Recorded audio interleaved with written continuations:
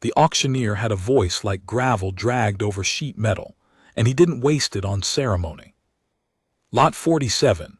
Decommissioned Keth-class freighter, registry unknown, hull designation burned off. No manifest. No title chain past the last certified scrapping yard in the Outrider belt. Minimum bid is 1 standard credit. Do I have 1 credit? Marcus Webb raised his paddle. Not because he wanted the ship. He raised it the same way he'd been raising paddles at Yanthu Station salvage auctions for 11 years, out of habit, out of spite, and out of a bone-deep inability to let anything go for less than it was worth, even if he was the only one who could see the worth. Nobody else bid. The crowd of maybe 30 buyers in the pressurized tent had already checked their scanners. Hull stress fractures along 3 structural ribs, coolant system stripped to bare pipe, drive coils cracked in 2 places, engine manifest missing, life support jury-rigged on what looked like a Dominion-era bypass, which meant whoever had last run her hot had done it on prayers and tape. Going once, the auctioneer said, already bored. Marcus looked at the ship through the scratched porthole window. She was docked in Bay 7, the charity bay, where ships that couldn't sell went await for the recyclers. She was maybe 90 meters, old rake-nosed freighter profile, the kind of design that didn't belong to any single species but picked up the geometry of whoever had built it last. She had alien lines, not human, not quite anything Marcus could name. Hull plating was a deep copper gray, oxidized in a pattern that didn't match any atmospheric weathering he recognized, like she'd been somewhere cold and very old. Going twice. Marcus thought about the drive coils. Cracked, sure, but he'd cracked drive coils before and he'd fixed them before, and the particular kind of crack the scanner showed, hairline thermal fracture, not structural failure, meant the coils themselves were probably fine. Whoever had cracked them had pushed the ship past its rated tolerance in a hurry. People in a hurry were people in trouble. People in trouble left things behind. Sold, 50 cents to the gentleman in Bay 7. The crowd didn't look at him. Nobody ever looked at the man who bought the charity lot. Marcus Webb stood 6 feet and change, built like a man who had spent 2 decades in low gravity, and compensated for it with every waking hour of physical work. His hands were the kind of hands that told stories, knuckles enlarged from impact wrenches, 3 fingers on his left hand that didn't bend quite right after a grav plate incident in '31, a faded burn across his right palm from a plasma torch that had slipped when he was 26, and still stupid enough to skip the gloves. He wore a gray mechanic's coverall with the Yanthu Station patch on the shoulder that he'd stopped bothering to iron 12 years ago. He walked to Bay 7 alone, carrying his diagnostic kit. The ship smelled wrong from the first breath through the airlock. Not bad wrong, strange wrong. The way a room smells when someone else has been living in it for a long time, layered, biological carrying traces of a different kind of breathing, a different kind of chemistry. Marcus ran his hand along the inner bulkhead as he stepped through, and his fingers came back with a faint powdery residue, copper-orange, dry as chalk. He brought it to his nose. Iron, or something close to iron. Old blood, maybe, or something that served the same function. He didn't panic, he made a note. The interior layout was wrong for a Keth-class vessel, which was the first confirmation that the hull ID was either forged or the ship had been so heavily modified the original designation was meaningless. Keth-class freighters ran a standard corridor and hold configuration. Main spine corridor, 2 lateral holds, crew quarters aft, bridge forward. This ship had been rebuilt around something. The main hold had been divided, partitioned with walls that were clearly aftermarket, clearly not human-made. The seams were done with a bonding compound Marcus didn't recognize, smooth as glass, slightly iridescent under his torch. The walls curved in ways that walls didn't need to curve for structural reasons. Like whoever had built them preferred curves on principle. He cataloged as he moved. Main corridor passable. Secondary power conduit offline but intact. Scrubbers in life support were fouled but not failed. Water reclamation still holding pressure. He found the crew quarters, 4 berths, all empty, all stripped of personal effects except for one thing. A single photograph, printed on actual paper, pinned above the berth nearest the aft bulkhead with a piece of tape that had dried and cracked with age. Marcus looked at it for a long time. It was a family, human. A man and a woman and 2 children, the children maybe 8 and 10, squinting against the sun somewhere green and blue and recognizably terrestrial. The man had his arm around the woman. He was smiling. He had the kind of hands Marcus recognized, working hands, mechanic's hands. The photograph had no date. The back was blank. Marcus left it where it was. The cargo hold was where things got interesting. The aft cargo hold was sealed, not locked, sealed. The bonding compound again, the same iridescent smooth finish, except here it had been applied to the seam of the cargo hold door in a continuous bead, floor to ceiling on both sides. Someone had sealed this door deliberately, carefully, with material that was not in any human hardware catalog Marcus had ever worked from. He spent 40 minutes with his cutting kit before he admitted that the cutting kit wasn't going to work. The compound didn't cut. It deflected. He'd seen materials like this in salvage before, alien hull alloys mostly, things that laughed at plasma torches. This was something in that family. Marcus sat down on the floor of the corridor outside the sealed door and ate a protein bar and thought. Then he got out his radio and called his apprentice. "Davy, bring me the sonic drill." Davy Osai was 23, second-generation station kid, smart enough to be anywhere better than Yanthu Station and stubborn enough to still be here. He arrived 40 minutes later with the sonic drill in one hand and a look on his face that meant he had something to say. "What you buy this time?" "Ship." "You always buy ships." Davy looked around the interior with the frank assessment of someone who had grown up in maintenance tunnels. "This one smells weird." "It does." "That wall compound is Veth origin." Marcus looked at him. "You're sure?" "My cousin works salvage over in the corridor. She pulled a Veth escort drone 2 years back. Said the whole compound looked exactly like that." Davy touched the wall with one finger and pulled it back, rubbing the iridescent residue between his fingers. "Veth don't sell ships. They don't trade ships. They barely acknowledge that other species exist well enough to ignore them properly." "How'd a Veth ship end up in a charity lot at Yanthu Station?" Davy shrugged. "How do most things end up in charity lots?" Marcus took the sonic drill. "Stand back." The sonic drill worked on the principle that everything vibrated at a frequency that would make it come apart, and that finding that frequency was just a matter of patience. Marcus had patience. He had more patience than most men his age in his profession, because he had learned, years ago, that the things worth having almost always required it. The compound took 45 minutes. Then the seal cracked, hairline to failure in under a second, the whole bead releasing in a single long sound like ice breaking on a winter lake.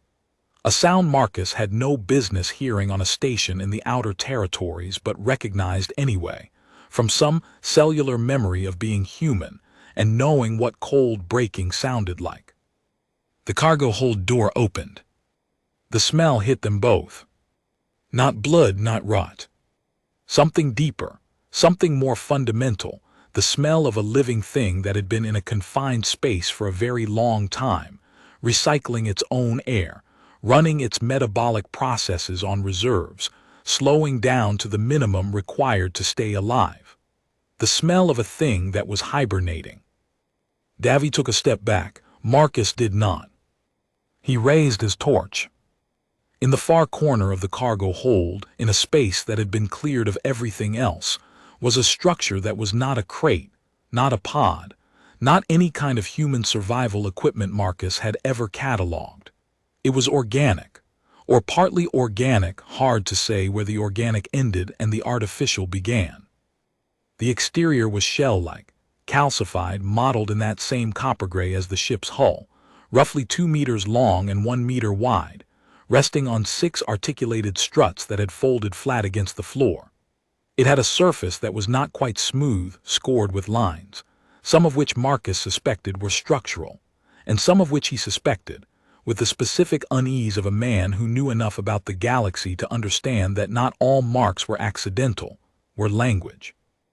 It was breathing, slowly, a rhythmic expansion and contraction in the upper third of the structure, almost imperceptible, the kind of breathing that went with a body on the minimum setting. "Marcus," Davy said. "I see it. Marcus, that's... I know what it is." He didn't exactly, but he knew what category it fell into.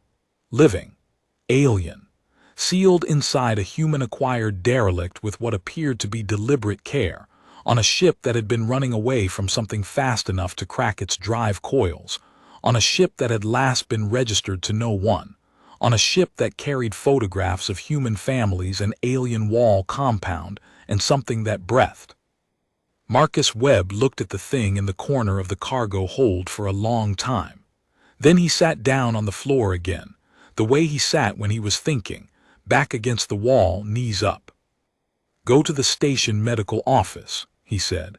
"Tell Dr. Amara I need a biological containment consultation and a xenobiology scan kit. Don't tell her what for. Just tell her I found something in a salvage ship, and I'd like a second opinion before I call the authorities." "Should I call the authorities?" "Not yet." Davy left. Marcus stayed. He stayed because he was the man who had bought the ship, which meant he was responsible for what was in it, which meant the right thing to do was to make sure he understood what he was responsible for before he handed it to someone who might not care. This was how Marcus operated. He had operated this way for 20 years, and it had never steered him catastrophically wrong, and he saw no reason to change procedures now. He cataloged the rest of the cargo hold while he waited. There was not much to catalog. The hold had been stripped. Whatever cargo had filled it before the modifications had been removed, and the modifications themselves, the curved walls, the iridescent compound, the 6-strut platform, were the only remaining contents besides the thing that breathed. Except for one shelf, bolted directly to the wall near the door, that held 3 items, a canister, a data chip, and a folded piece of material that turned out, when Marcus unfolded it, to be a map. The canister was sealed. He left it sealed. The data chip was the kind that required a reader Marcus didn't carry on his kit. He pocketed it. The map was printed on a material he didn't recognize, not paper, not fabric, something in between, flexible and faintly luminescent. The kind of luminescence that suggested it was designed to be readable in the dark. The map showed a star system he recognized. Not immediately, not obviously, but after he looked at it for a while, the configuration of stars settled into something familiar, the way faces in a crowd sometimes resolved into someone you knew. He recognized it because he'd grown up looking at it. The Sol system, Earth's neighborhood. The map was annotated in 2 languages, one he couldn't read, one he could. The one he could read said, "When it wakes up, tell it we kept our end." Marcus sat with that for a while. Dr. Amara arrived 90 minutes after Davy, because she had stopped at her office to gather equipment rather than simply running to Bay 7, which was what Marcus had expected. She was Martian-born, bone density augmented for standard gravity, with the specific careful precision of a doctor who had spent her career in places where imprecision cost lives. She took one look at the cargo hold and became very still in the way that precise people became still when they were updating their understanding of the world. "What did you pay for this ship?" she asked. 50 cents. 50 cents. She moved to the living structure and crouched, running her scanner slowly across its surface. The scanner made a sound it made when it encountered biology, a soft, sustained tone, and then made other sounds, sounds it made less often, sounds that indicated it was working harder than usual to classify what it was reading. "This is a Veth stasis cradle. You know Veth technology?" "I've read about it." She stood. Everyone who studies xenobiology reads about it. Nobody studies it firsthand because the VETH don't permit study. They don't permit contact. They barely permit the concept of contact. She looked at him. There is a living VETH inside this cradle, Marcus, in hibernation stasis, at a depth that suggests they've been under for, I can't be certain, the metabolic rate is not human, but probably 3 to 5 years. 3 to 5 years. At minimum, she studied him. You need to call the station authority. I will. Now. I will, Amara. I'm going to. I just want to understand what I'm handing them first. She started to argue and then looked at his face and made the calculation that most people made when they looked at Marcus Webb's face in the middle of a decision, that arguing would take longer than waiting. She sat down on a cargo crate with her scanner and began documenting. Marcus took out the data chip and looked at it. My reader won't run that, Amara said without looking up. I know. The station authority has a Xenotech interface terminal in processing bay 12. I know. You're going to want to read that before you call them. That was my thinking. She finally looked up. What's on the map? Marcus looked at her. Then he showed her.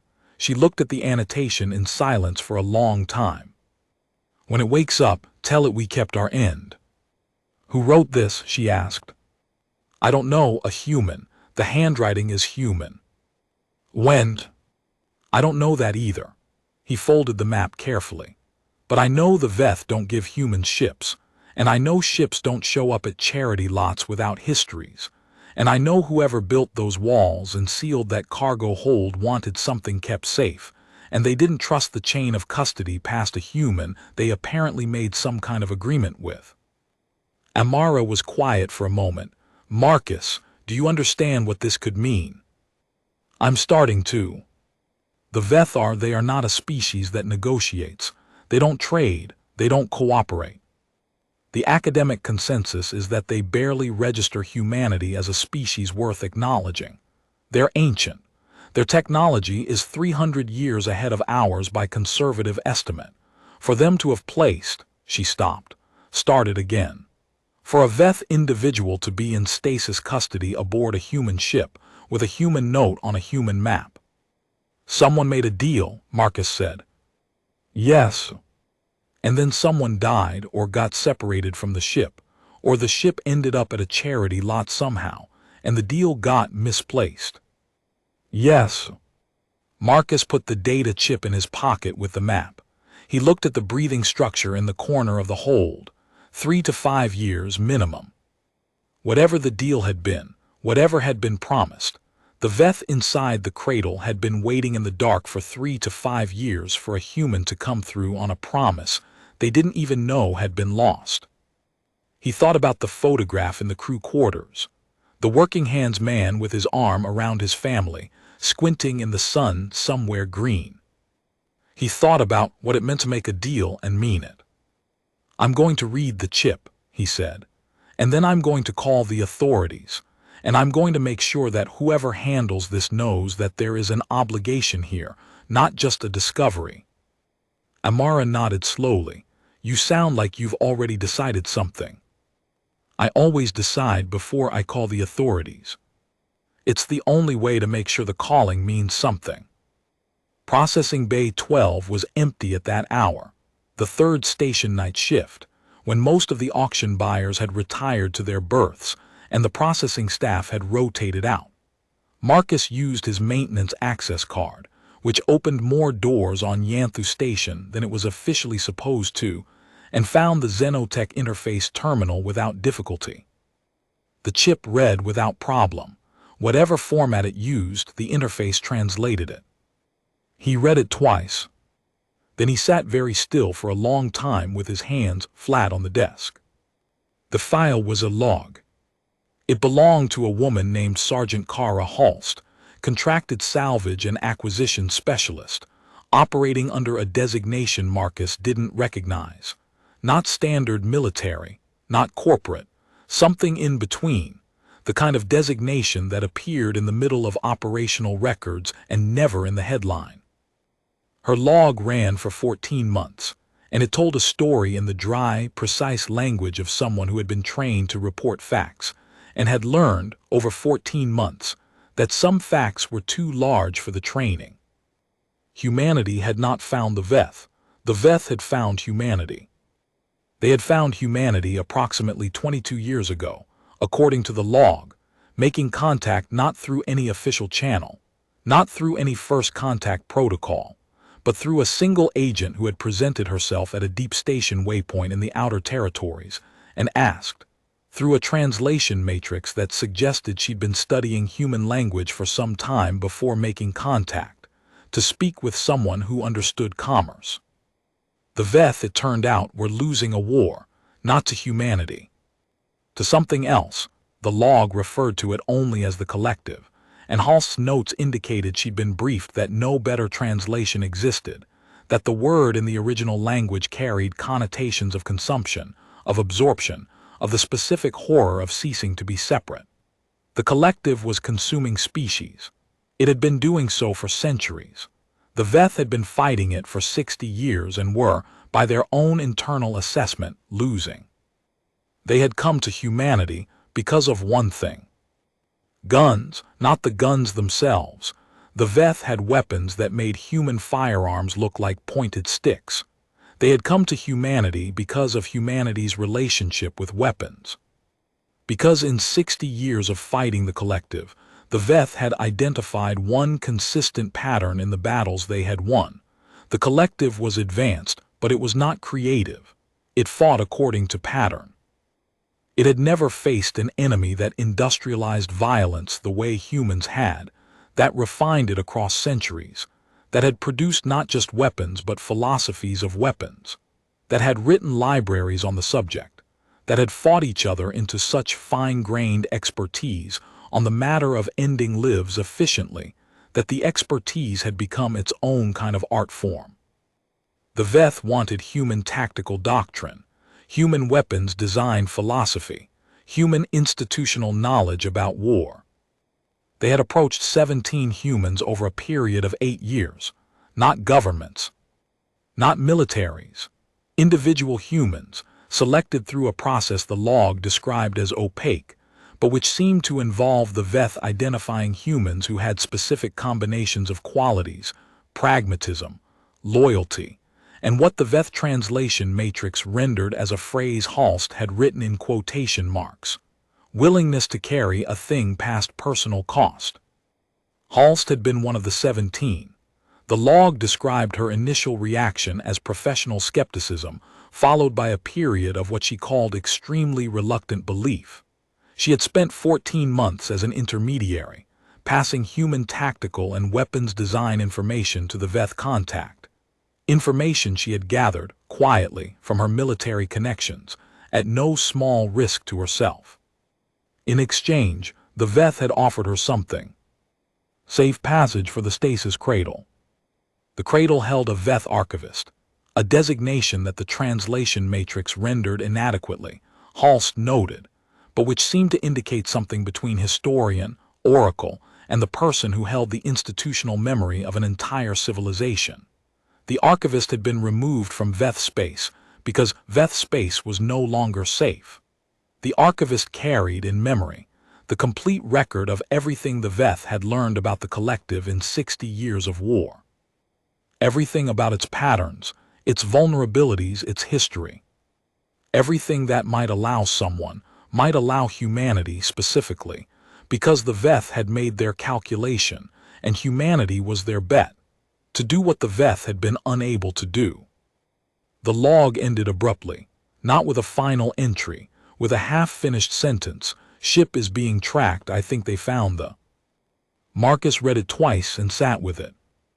Then he understood something that he hadn't understood before, that rearranged the shape of the last several hours in his mind. The ship at the charity lot, the burned hull ID, the cracked drive coils, the zero-credit auction, the sealed cargo hold, none of it was accidental.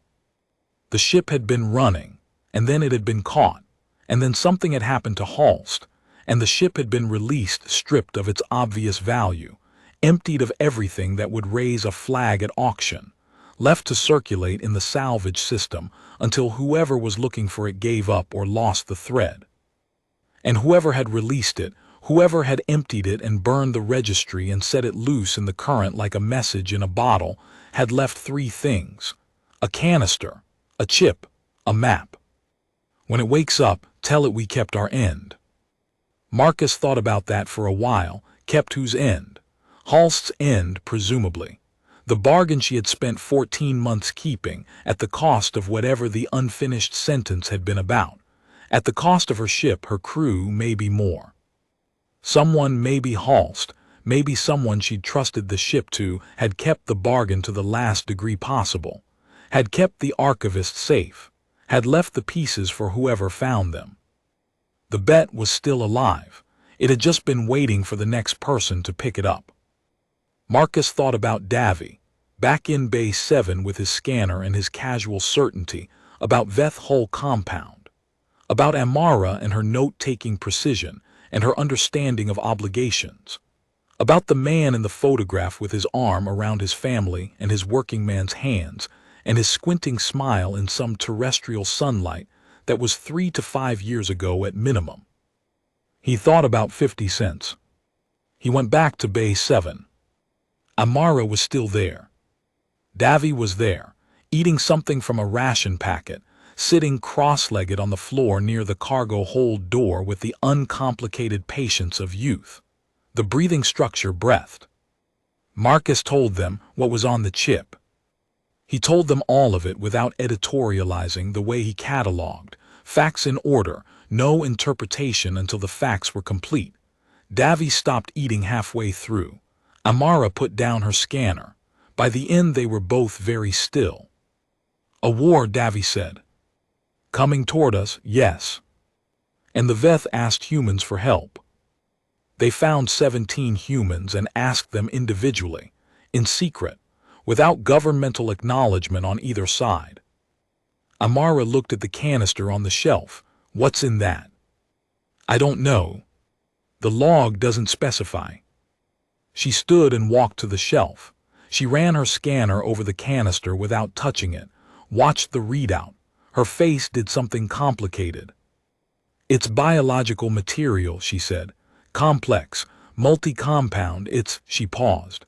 It's a culture, multiple strains. It reads like a pharmaceutical archive or, she stopped. Or a weapons cache, Marcus said. Or a weapons cache, she agreed quietly. Marcus looked at the canister. He thought about the film of the galaxy he carried in his head, the territories, the species, the complicated, indifferent machinery of commerce and survival that filled the space between stars. He thought about the collective, that word with its connotations of consumption. He thought about 60 years of the Veth losing a war and deciding, at the end of their calculation, that humanity was their best bet.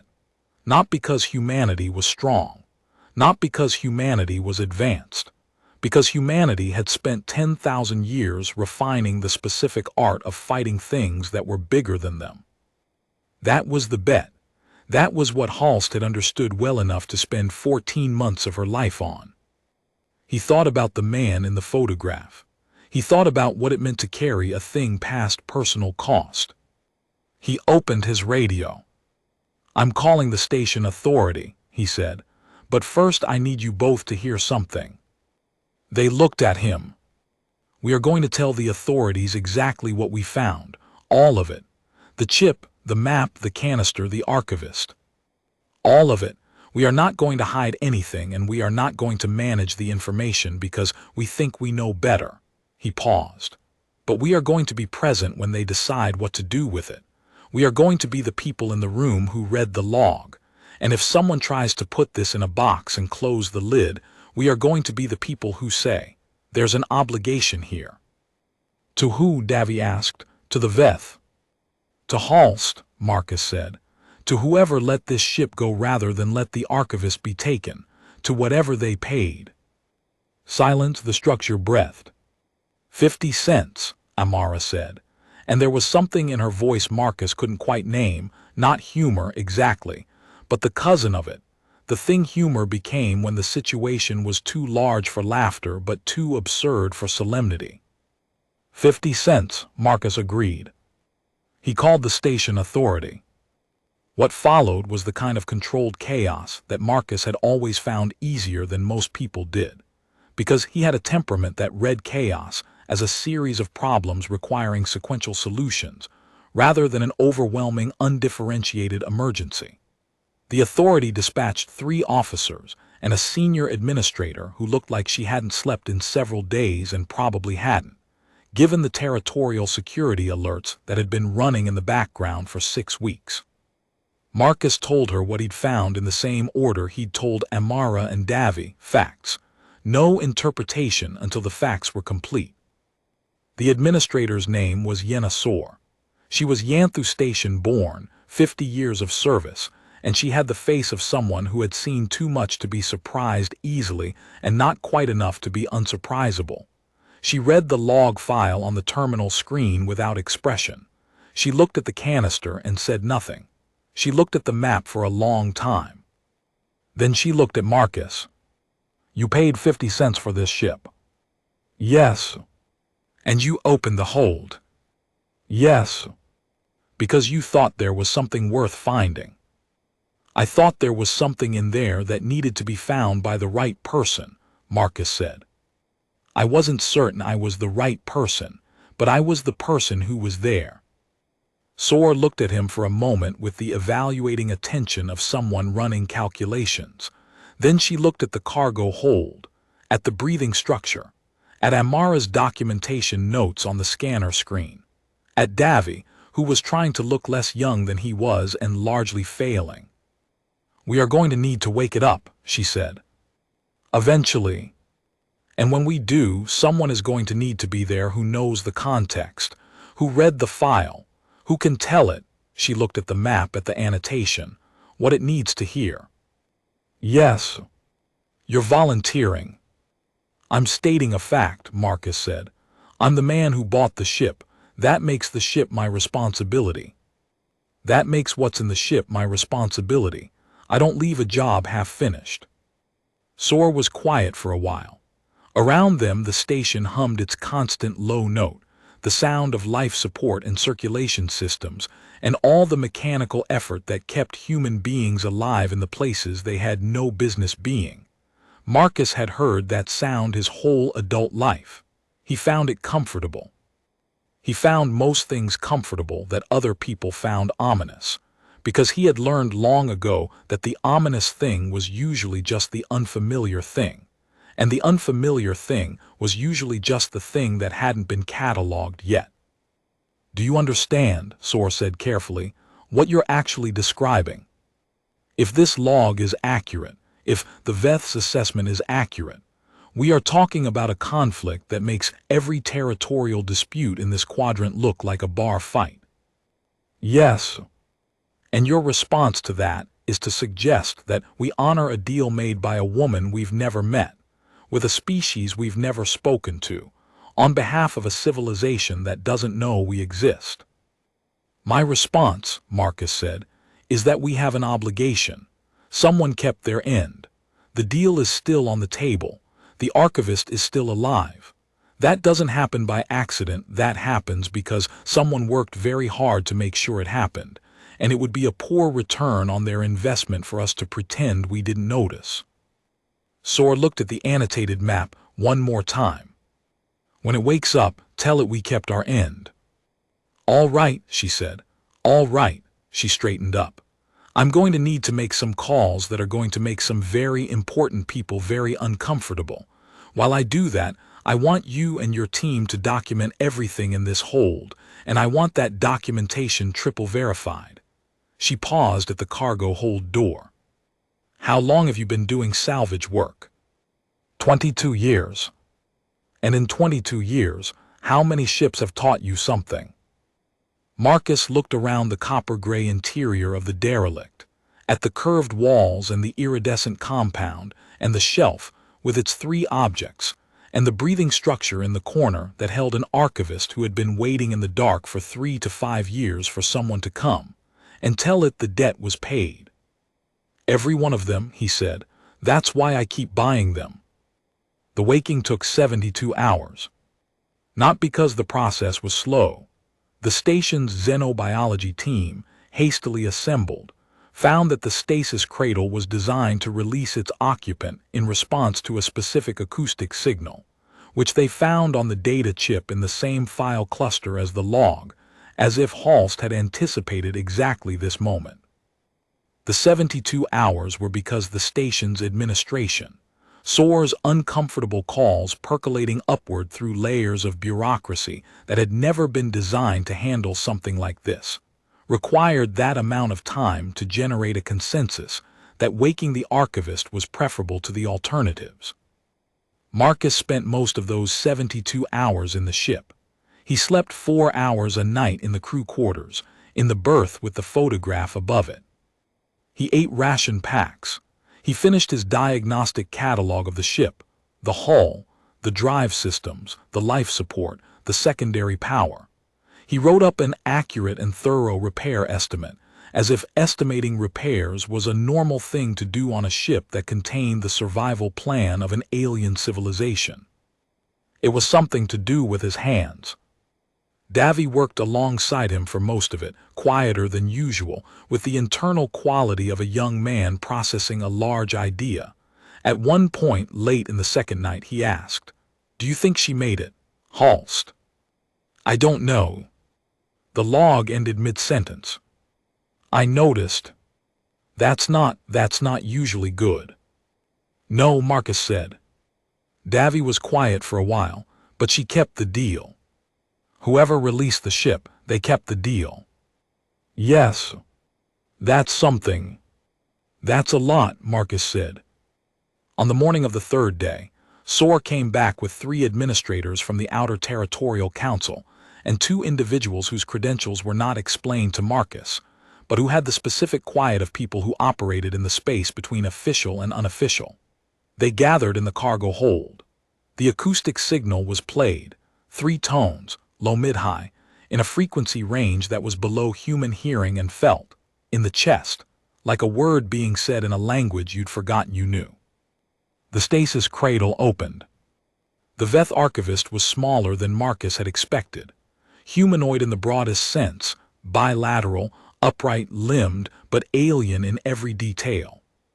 She was slender in a way that didn't suggest fragility so much as efficiency, built to the minimum required for the function she served.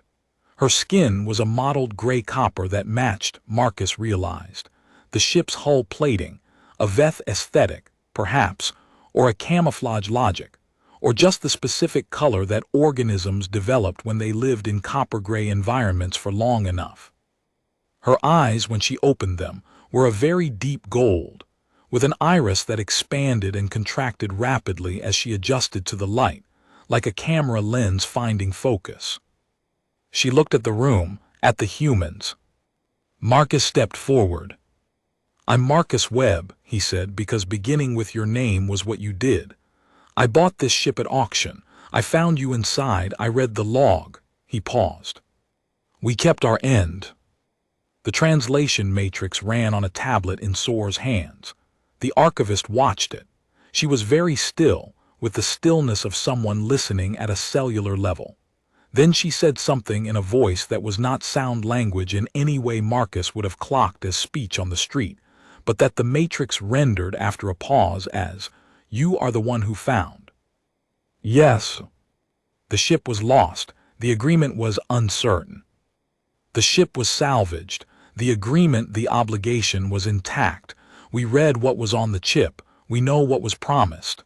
He looked at the archivist steadily. "We know what you carry. We know what's in the canister. We know what the Veth were asking for." The golden eyes focused on him. He had the specific feeling of being assessed by something old, something that had developed assessment over a much longer evolutionary track than humans had, something for whom the reading of other beings had been a survival skill before humanity had worked out agriculture. The one who carried the agreement, the soldier woman, she. "I don't know what happened to her," Marcus said. "I'm sorry. The log ended before I could find out." A pause, Then she was taken by the collective's agents. She did not break. The archivist's head moved, not a human gesture, but something in the register of acknowledgement, of honoring. She did not tell them where the ship had gone. That is why you could find it. Marcus absorbed that. It sat in the room with all of them. She kept her end, he said quietly, right up to the last line. Yes. Silence, the station hummed. Then we keep ours, Marcus said. He looked at Soar, at the administrators, at the two individuals with the unspecified credentials. He looked at Davy. All of us. Whatever comes next, whatever the Veth need, whatever you carry that we need to hear, we're ready to hear it. The archivist was still for a long moment. Then the translation matrix produced something it flagged as approximate, an idiom it didn't have a perfect rendering for, something it offered in 3 versions bracketed as nearest equivalents. The first was, that is a good business. The second was, that is a satisfactory exchange.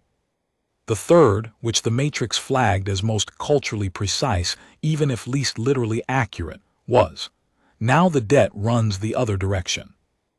Marcus thought about Halst, about the man in the photograph, about the specific unshowy courage it took to carry a thing past personal cost, to do a job in the dark without any guarantee that the right person would eventually find the ship, to trust that 50-cent lots at charity auctions were found by people who paid attention. He thought about drive coils cracked by someone running fast, and what it meant to run fast, and what you were usually running toward when you had something precious in your hold. No, he said, the debt is paid, we start even. He looked at the archivist. That's how we do business. The gold eyes looked at him for a long moment. Then the archivist, this ancient, efficient, minimum required creature who had been in the dark for 3 to 5 years trusting a species she'd never met to honor a bargain they'd inherited blind, made a gesture that the translation matrix did not attempt to render, that it flagged simply as recognized. Marcus Webb put his hands in the pockets of his coverall. He was thinking about the repair estimate. The hull stress fractures were manageable. The drive coils were fixable. The life support scrubbers needed replacement. The ship was not as broken as she'd looked in the auction lot. She just needed someone to pay attention. Outside Bay 7, in the endless middle distance of the station's external viewports, the stars sat in their ancient configurations, neither threatening nor promising, patient the way only things that had existed for billions of years could be patient. Somewhere out past the charted territories, past the places on the map where the annotations ran out, something was moving toward them that had been moving for a long time. Marcus Webb had bought a broken ship for 50 cents and found something inside that everyone else had missed. That was what he did. He paid attention to things that other people had already decided weren't worth their time. He was going to need a bigger toolkit. But he'd started with less. The station's repair bay sat 2 levels below the auction floor, connected to Bay 7 by a service corridor that smelled of hydraulic fluid and burned insulation, and the specific metallic sweetness of recycled atmosphere that had been through too many scrubbers. Marcus had walked it so many times over 11 years that he'd stopped seeing it, the way you stopped seeing walls.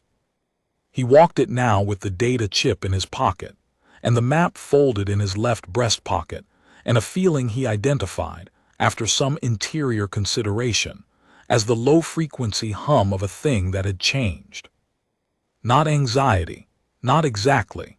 He'd been anxious before in situations that deserved it, and anxiety had a particular texture, a narrowing, a reduction of the world to immediate threat. This was the opposite of a narrowing. This was the sensation of the world having become suddenly larger than he'd thought it was, in all directions, including directions he hadn't previously known existed. He'd had the sensation before, twice specifically. Once when he was 8 and his father had taken him to the observation deck of the first deep space station Marcus had ever been on, a mid-range waypoint station in the transit lanes. Nothing fancy, and Marcus had looked out the observation glass at the stars and understood. for the first time, in a way that went past the knowing into the cellular, that those lights were suns and the gaps between them were unimaginable, and the universe did not, on any level, require his existence. The second time was when he'd been 29 and pulled a salvage ship out of the Rennick debris field that had turned out to have 3 bodies in it, which was not unusual for salvage work. But one of the bodies had been a child, which was, and he'd sat on the floor of the cargo hold for an hour before he could call it in, not because he was broken by it, but because he was a person who sat with things until he understood them. And the thing he'd understood sitting with those 3 bodies was that the galaxy was not careful, and it was not kind, and it was not arranged for human comfort in any way. And that understanding had not paralyzed him, but had instead made him more deliberate about everything he did, because deliberateness was the only answer to carelessness. This was the third time. He put his hand in his pocket and touched the edge of the data chip without taking it out. Halst. Sergeant Kara Halst, contracted specialist, 14 months of carefully worded log entries, a half-finished sentence, and a ship let loose in the current to find its way to whoever paid attention. He didn't know if she was alive. The archivist had said she'd been taken, had not broken, had not told the collective's agents where the ship had gone. That was the point where the archivist's knowledge ended. The Veth didn't know what had happened after the taking. Marcus thought about what not breaking looked like, in practice, for someone being held by something that was presumably advanced enough to be a threat to the Veth.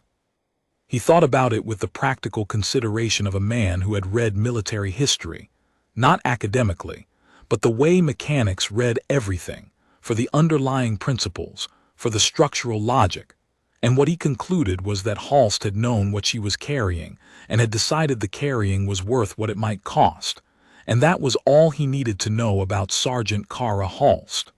The rest was hers to keep. He went back to the ship. There was work to do.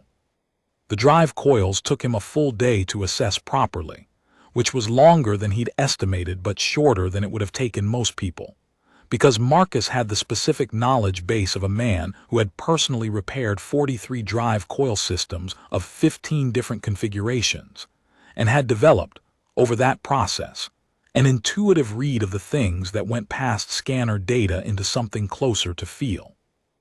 He could put his hand on a cracked coil casing and tell you, from the warmth distribution and the vibration pattern, and the particular way the crack had propagated, whether the underlying coil was intact or compromised, in the way that doctors could sometimes tell things by touch that scanners confirmed later.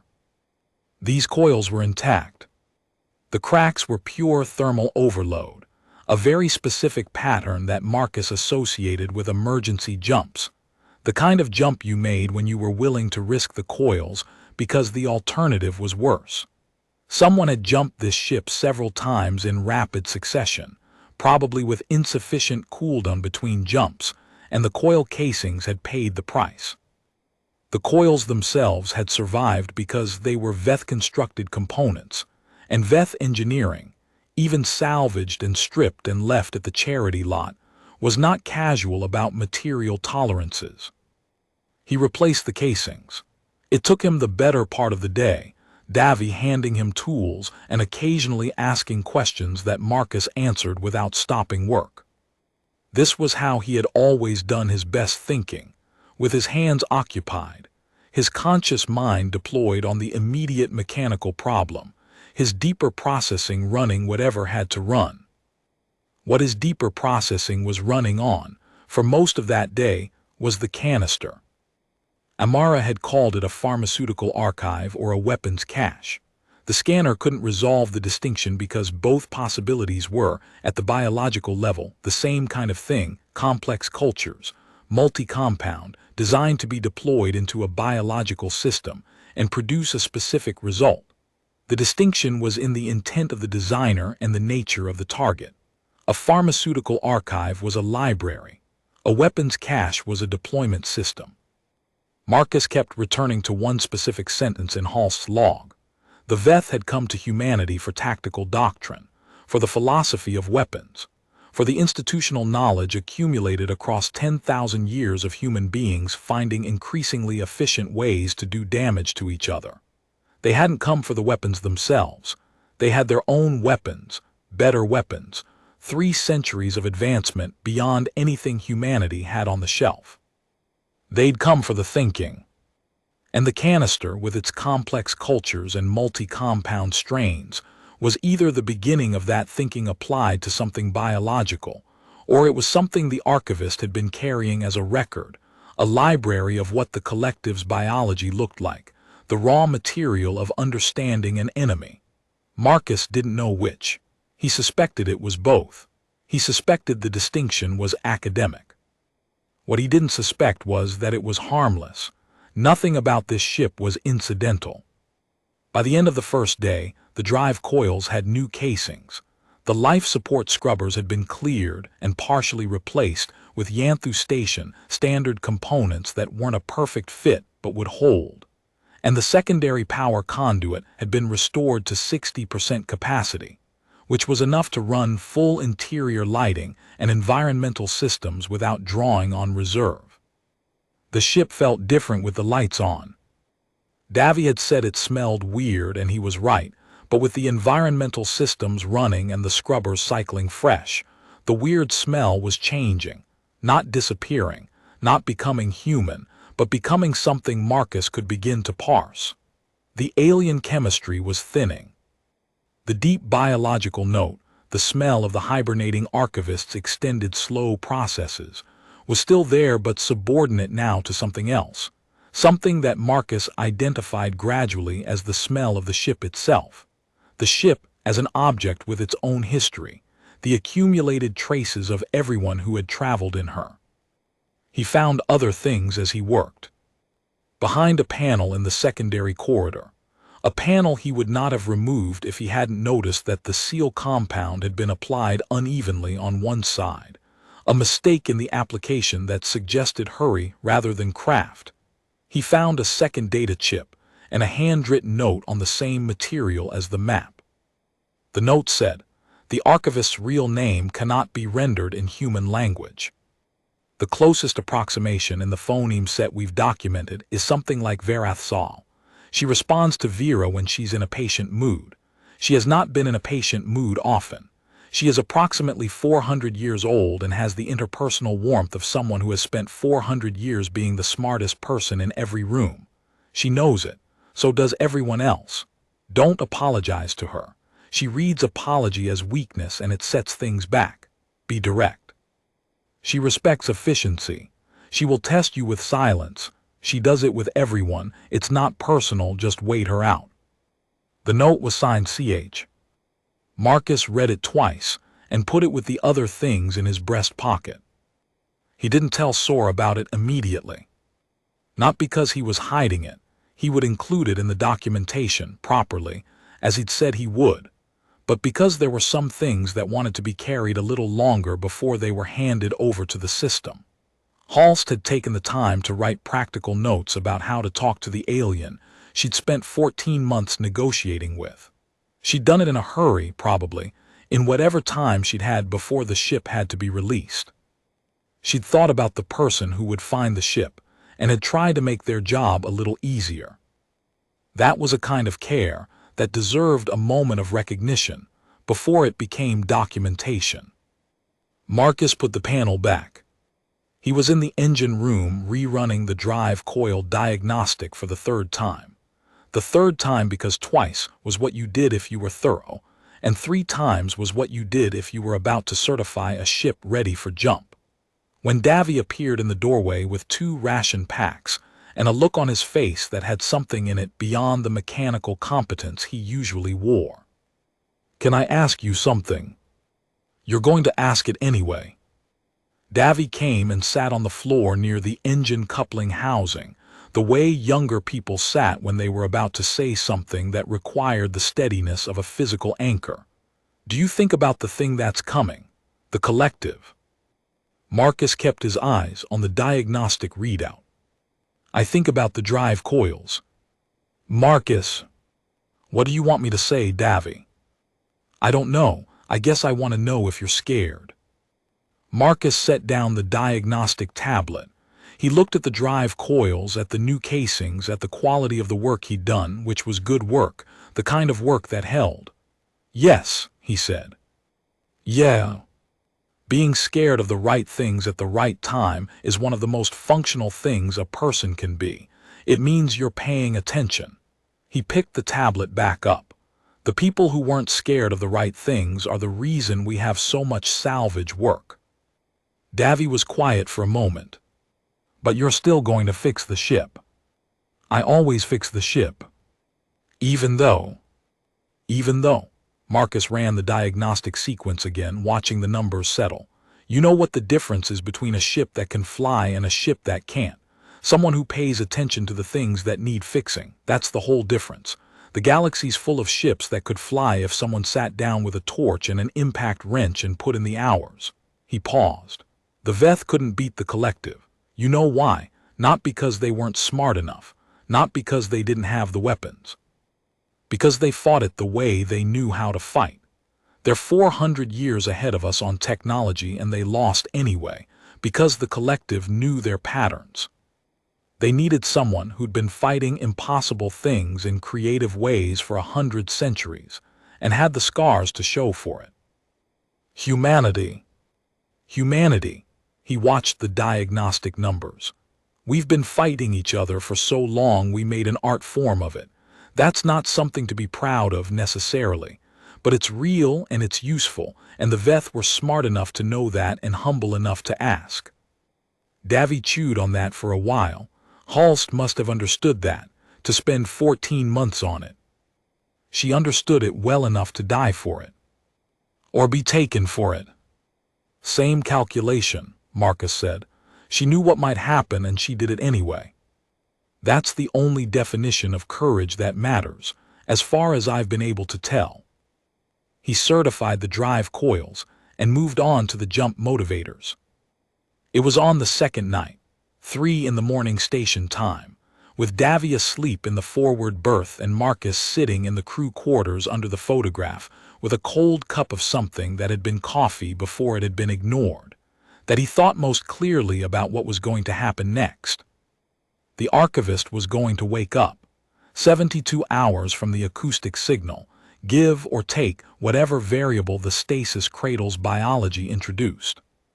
She was going to wake up, and she was going to find herself in a repair bay on Yanthu Station, surrounded by humans and bureaucracy, 400 years old, and carrying the institutional memory of a civilization's 60-year war, and she was going to look for the person who understood the obligation. CH had told him, "Be direct. She respects efficiency. She will test you with silence, just wait her out." Marcus had spent his career waiting out machines, waiting for a diagnostic to complete, waiting for a weld to cool, waiting for a system to cycle through its startup sequence before he could see what was actually broken. He was good at silence. He had the stillness that came from a life spent in close company with things that operated on timescales he couldn't hurry. He looked at the photograph above the berth, the man with the working hands, squinting in terrestrial sunlight. He wondered what the man's name had been, whether he'd known what was on the ship, whether the family in the photograph had known where he went, or whether he'd been one of those people who kept their obligations separate from their personal life, not out of deception, but out of a certain practical mercy. You didn't carry the weight of the thing across the dinner table if you could help it. Marcus had never had a family of his own. He'd had a long relationship in his 30s that had ended with a woman who'd said, not unkindly, that he cared more about salvage ships than about people. He'd thought about that for years afterward and concluded she was half right. He didn't care more about ships than about people. He cared about ships as a way of caring about people, because ships carried people, and what happened to the ship happened to the people in it.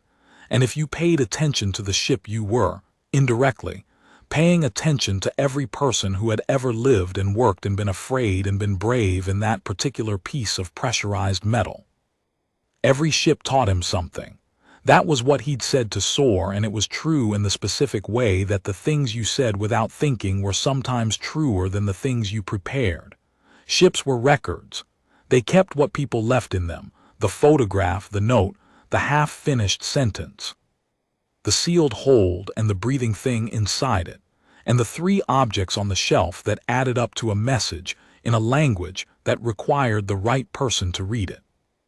He'd been the right person, not because he was special, because he'd been there and he'd paid attention, and he'd been the kind of person who raised his paddle at 50-cent lots because he couldn't let things go for less than they were worth.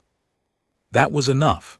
It had always been enough in his experience, not the grand gesture or the prepared speech, the small, sustained attention, the willingness to sit on a floor and eat a protein bar and wait for the compound to crack. He finished the cold coffee and went asleep. The waking happened as he'd prepared for it, in the order he'd prepared for it, and he stood in the cargo hold in the front row of the assembled humans, and said his name, and said what needed to be said, and the archivist's gold eyes assessed him in the way of something that had assessed 10,000 years of human equivalents, and found most of them wanting. And Marcus waited her out with the patience of a man who had certified 43 drive coil systems, and never once cut the diagnostic short. "Recognized," the Matrix said. Marcus looked at the archivist, at this ancient, efficient creature who had spent years in the dark trusting a species she'd never met. And he thought about Halst, and the man in the photograph, and Davy asking if he was scared, and Amara writing documentation with the careful precision of someone who understood that precision was a form of respect. He thought about the canister on the shelf, and what it represented, and what it would require. He thought about the collective, somewhere out past the charted territories, moving with the patient certainty of something that had been winning for a very long time, and had not yet encountered an enemy that didn't know when to stop. There was a war coming, or there was a war already running and they just received the briefing. The distinction, from where Marcus Webb stood in Bay 7 with his hands in his coverall pockets, was mostly administrative. What was not administrative was the ship. The drive coils were fixed. The life support was running. The hull stress fractures were manageable. She wasn't beautiful and she wasn't fast, and she still smelled of alien chemistry and decades of complicated history. But she was flyable, and flyable was what mattered. And she was his because he'd paid 50 cents and done the work, and that meant the next part was his responsibility too. Marcus Webb had never walked away from a ship that needed fixing. He wasn't going to start now.